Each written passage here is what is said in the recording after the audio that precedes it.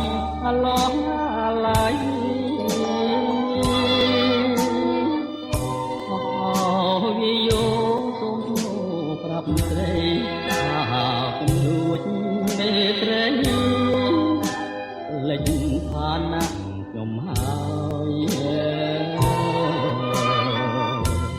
ខ្ញុំសូមលាហើយទាំងយំសោកាយំលំដល់ថ្ងៃមរណា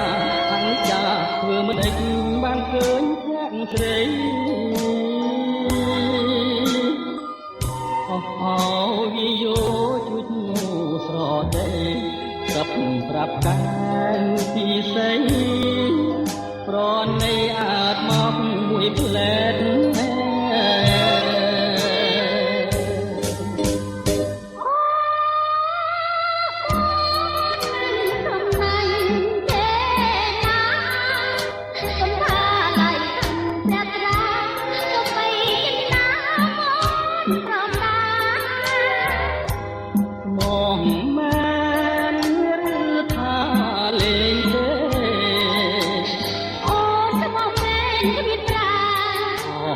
ស្នេហ៍ណា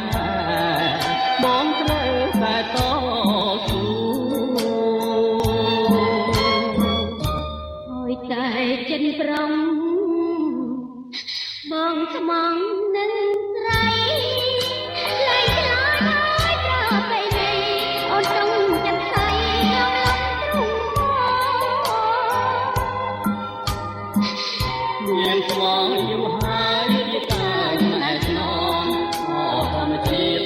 ទាំងពួងជួយចាំផងកំបត់ណាខ្ញុំមកទៅ